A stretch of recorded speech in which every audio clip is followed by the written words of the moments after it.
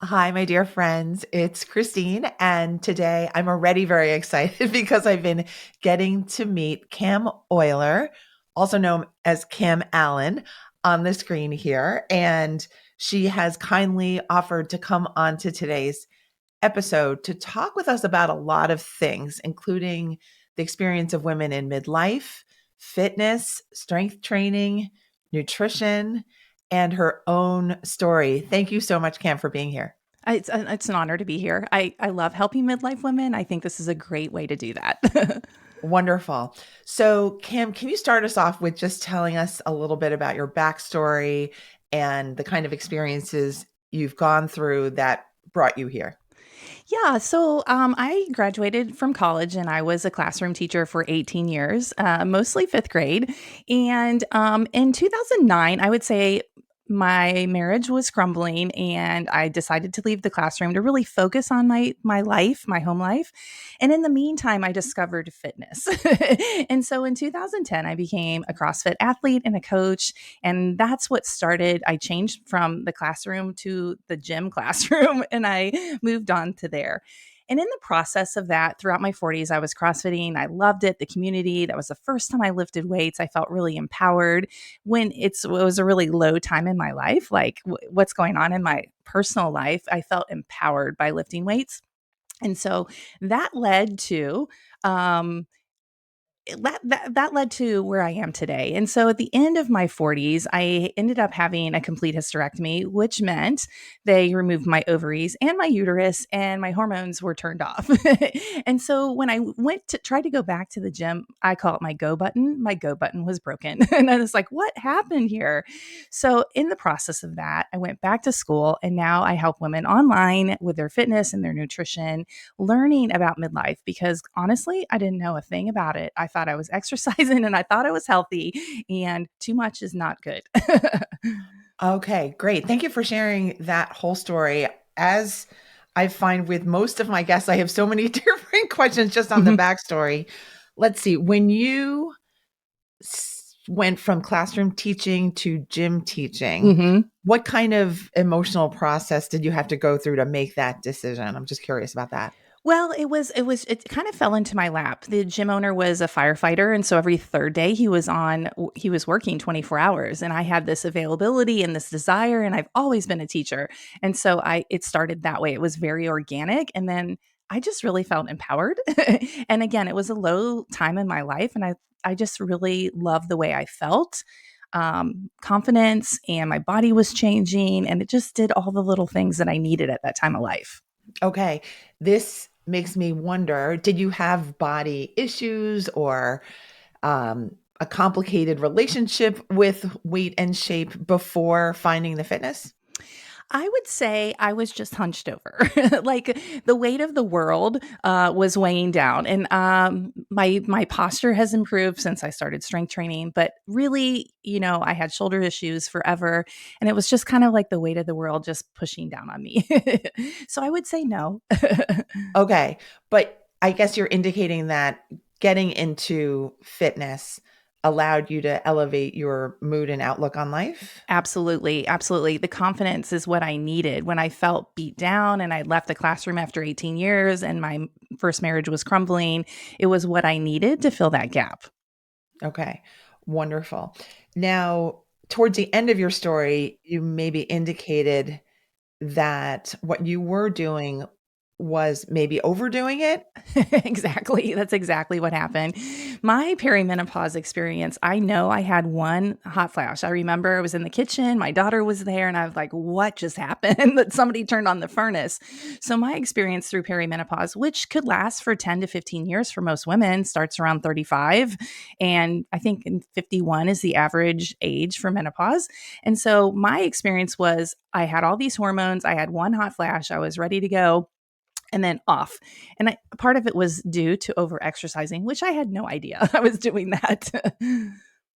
So the over exercising, I'm a little confused. The over exercising caused some hormonal issues? The hormonal issues probably were there from the beginning. I feel like in our society, they're like, here, just take this pill. It's from birth control pills to having an ablation because of heavy bleeding, it was probably already there. However, over exercising throughout my 40s, extra stress from life, going through a separation and a divorce, it was just way too much burden on my body. I understand. I understand Mhm. now. Okay. So then you went back to school. I did. I'm assuming you learned nutrition? Absolutely. I'm an integrative nutrition coach, a health coach. And so I'm like the bridge the gap between life and your doctor. Yes. Okay, gotcha. And now let's move on to what the transformation for you has been. So you went back to school, you got the right information, you Mhm. were focusing on trying to unravel what was happening with your body and why your training routine wasn't giving you the benefits that it had been giving you.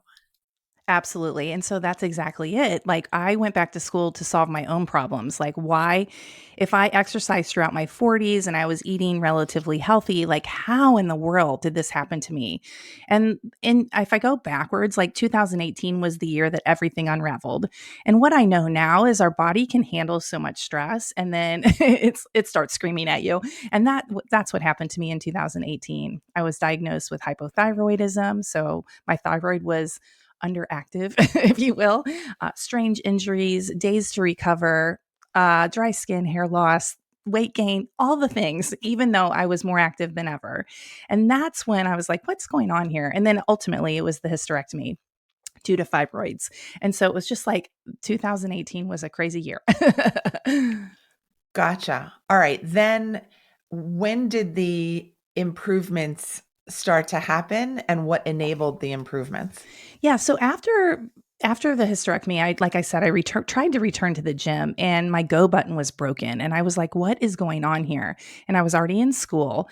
And so our sex hormones made by our adrenal glands and our ovaries really matter. And in midlife, we have this like a limit of stress. And if we go too far, it backfires. When we're in midlife, the two hormones that we can control are, I like to say, insulin, which is our food and how we react to food, and cortisol. And in general, I feel like I'm an energy manager when it comes to midlife women. Where's the stress on your body? How can we take that burden away from your body and watch it respond? And so when I tried to go back to the gym, it did not work. I was exhausted many days. If I did a workout that I used to do in my 40s, and there was one particular workout called Nancy. It involved running and overhead squats. And that particular day, it was a warm December day. We ran outside and I killed it. I was like so proud of myself. But then I was on the couch for about 3 days afterwards. And I was like, what is happening here? So when you take the stress away from your body responds better in midlife. And that's really what it is. Okay, so there's life management as well, Totally. which is the Hmm. tough thing to Right. be coaching people on. I Uh-huh. can sympathize. So, what are your strategies for helping women to say this really involves a total life transformation? It's not just how you're eating and how you Hmm. act at the gym. What is how do you get people to agree with that? How do you get people to understand what you're giving? Well, and I think part of it is education because I did not know. So, like, this is what's happening to your body. And a lot of it's mindset, which I know you love. It's like rethinking about your body. It's very frustrating when you're losing or when you're gaining weight or your body is changing and you're like, what is wrong? And you go back to your old strategies from your 20s and 30s. And that tends to backfire and actually, maybe you gain more weight. Maybe you notice more injuries. Maybe you notice more recovery and it doesn't make sense. And also as a child of the 90s, like when my kids were born, it was fat free everything. And so they were taking the fat out of products and they were adding sugar and other things to it. And it's just really frustrating because I think we grew up in like diet culture and diet culture does not serve us in midlife. So we have to relearn some stuff. And if I can get women to try, strength training twice a week, a dash of cardio, a ton of walking and movement, their body responds in a positive way. So part of it is just like reframing how you think about your body. Okay, I think my brain just went to the COVID Mhm. period. Mhm. And I just read at least the headline that said the COVID era really caused people to have a different relationship with sleep, where the bedtime just became like an invisible concept, Right? like not a stable thing. And I really resonated with that personally, and also just from what I've seen talking with friends and Mhm. other people. And perhaps the same with eating and being sedentary as well, that the Mhm. COVID years really didn't serve us women in midlife. Absolutely, and then you throw in a dumbbell shortage, you couldn't order dumbbells, and your gyms were closed, and we have this beautiful opportunity when we transition from perimenopause into menopause to postmenopause. Like, strength training is super important. Muscle is like our longevity organ. We need muscle on our body, and yeah, all of those things, it was like the great storm. It was. Okay, so then what is the way to so it sounds like one of your techniques is like this consistent movement plus Mhm. strength training. Absolutely. So if we think about our metabolism, about 15 to 20% of our metabolism is based on movement. And that's amazing because in midlife, again, cortisol and insulin are the two hormones that we can control. We can't control the progesterone and the estrogen changing. So movement is amazing because it keeps your stress and your hunger low, and you're moving. You're moving, you're standing, you're walking. It's anything that's not exercise. It's actually called non exercise activity. So it's just moving. Okay, wonderful. Could you explain just quickly insulin and cortisol in case people don't know the difference and what they are? Absolutely. Yeah. Okay. So when your ovaries shut down, your adrenals take over your sex hormones, and your adrenals are located in your back. So many times people have backaches. It's really your adrenals saying, "Hey, lady, you're stressed out."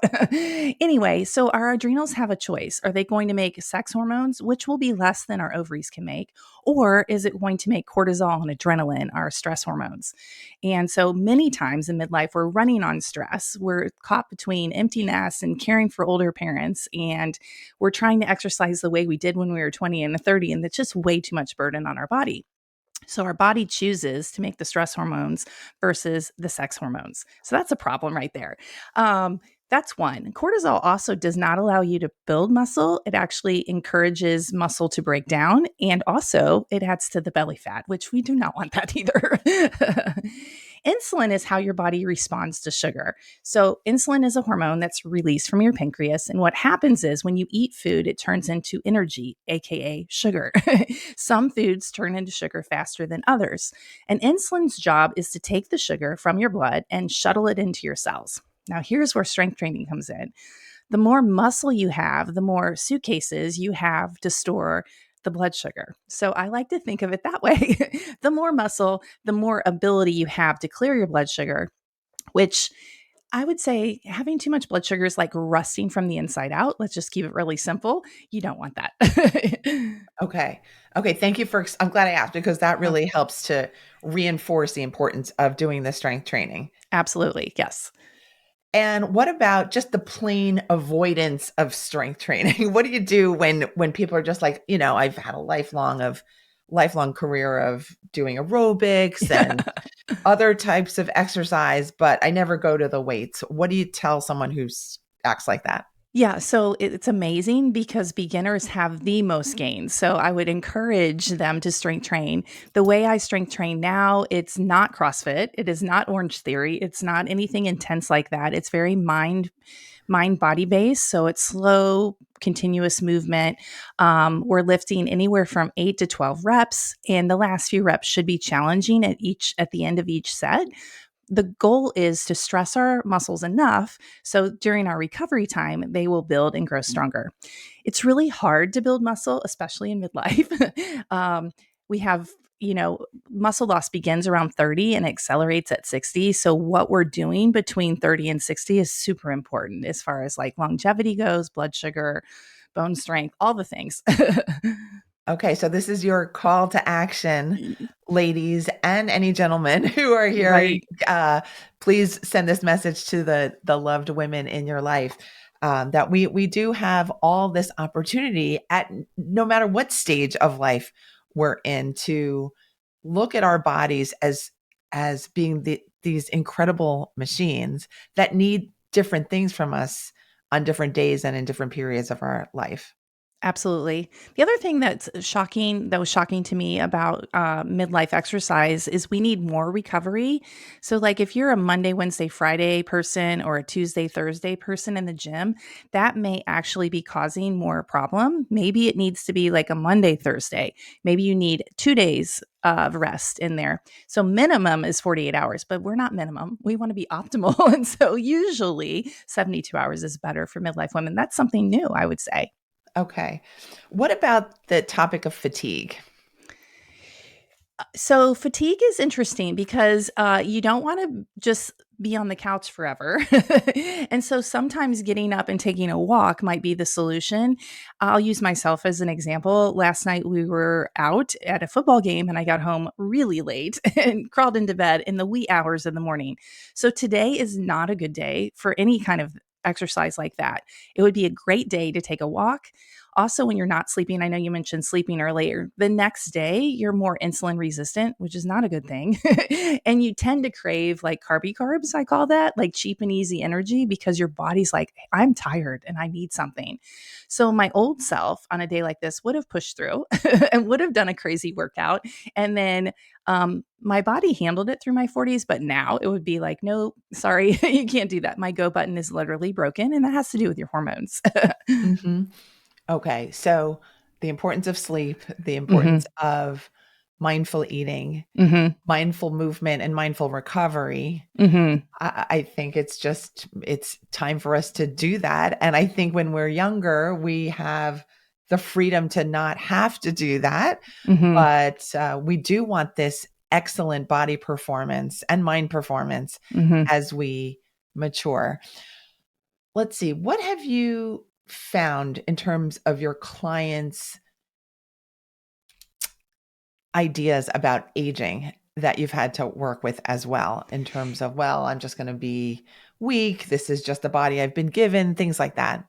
I feel like a lot of my clients are coming, either they're beginners and they've never strength trained before and they see these amazing gains and they have more energy and they're sleeping better and all the things. So that's amazing.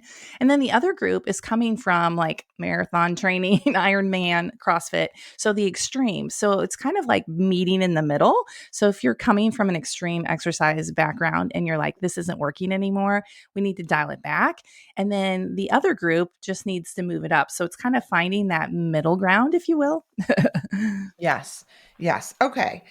Now, you have four key elements to fitness after 45. Could you tell us about those? Because I'd be very curious. And it sounds like they will all lead into greater energy for women. Absolutely. Yeah. So the first one would be strength training. Strength training is super important for your bones and for your blood sugar and all the things, plus the confidence, which I mentioned earlier, better posture, all the things. So the more muscle you have, the better off your aging process will be for sure. And I really believe muscle is a longevity. There's a doctor I heard on a podcast, and I can't remember her name. And she was saying in America, we have not an over fat problem, we have an under muscle problem. And I thought, oh, that is amazing. I love how she reframed that. So, muscle is very important. So, that's key element number one. Key element number two is rest. And I already mentioned this, adding more rest days between your strength training days. So, if you are in menopause, postmenopause, strength training just twice a week is usually like the perfect spot with 2 days, full 2 days rest in between. So, like me personally, I typically strength train on a Monday and a Thursday. That's typically. So, that's the second key element, more rest. But that does not mean just hang out on the couch. So the third key element is movement. And so, again, as I mentioned, movement accounts for 15-ish% of your metabolism, which is a huge changeable part. So if you're into tracking steps, do that. If numbers make you crazy, then don't do that because we want to be positive about how we feel about our body. But standing at your desk, walking your dogs, anything that's not exercise but you're moving is great. Yes. And then there's a fourth. Okay. Okay. No fourth, it sounds like. I'm just having a brain mem. I'm Okay, just no having a worries. brain No worries. No worries. mem. Yeah. Take care. Is it food?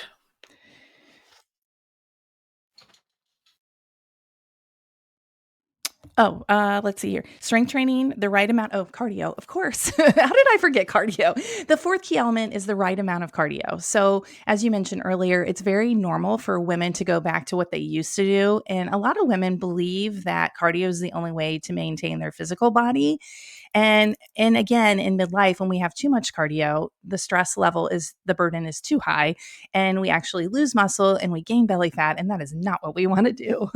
So the right amount of cardio. So I would say 45 minutes a week, not a day. Many classes are an hour long, and so yeah, cardio is the Okay, fourth element. interesting. Mhm. Interesting.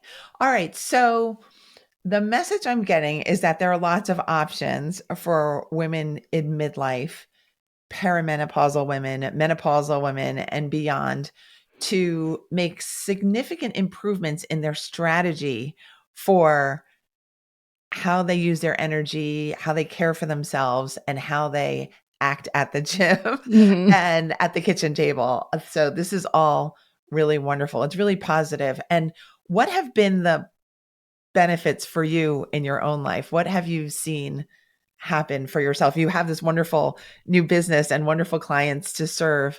What has it done for you personally? Personally, it's I want midlife women to know that they're not alone. I felt very alone when I was going through my journey. I didn't know what to do or who to turn to, and if I went to the doctor, they just wanted to give you a pill, and that's not the solution either.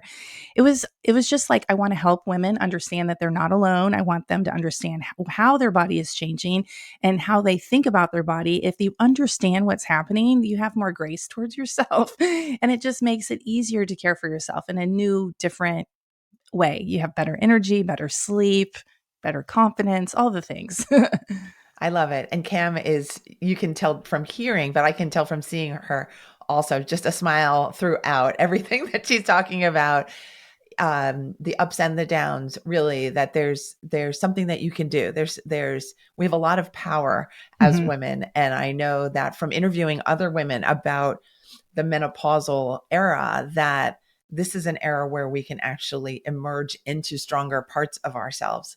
Oh, absolutely. This is a rebirth. It is definitely a rebirth. Absolutely. And I want to say that sometimes you're going to overdo it and you may end up on the couch or you may be more tired than normal. And that's just a chance. I teach biofeedback to my clients as well. Learning to slow down enough to like listen to how your body is responding to food, to exercise, to people. I call it the awesome awful test. And your body will give you the information if you slow down enough and say, oh, I feel awesome after talking to that person, or I feel awesome after eating that particular breakfast, or I feel awful and I want to go to sleep and I'm tired. And that's probably a blood sugar spike and crash. That's usually what it is. So it's just kind of like your guide. I love this. I love this so much. Thank you so much for coming on the show, bringing your energy, coming on, even though you had a very exciting night last night at the football game. Can you share with us how our listeners can follow you? I am sure many of them will, and many will want to continue to learn from you. Can you explain your programs and how people can stay in touch with you? Absolutely. So I'm the co-host of the Midlife Mamas podcast, and we have a new episode every Wednesday. So where you can find us on any podcast platform. So that's the Midlife Mamas. Also, you can find me on Instagram or TikTok. My handle is Hey Mama MOMMA underscore Cam. Don't know why.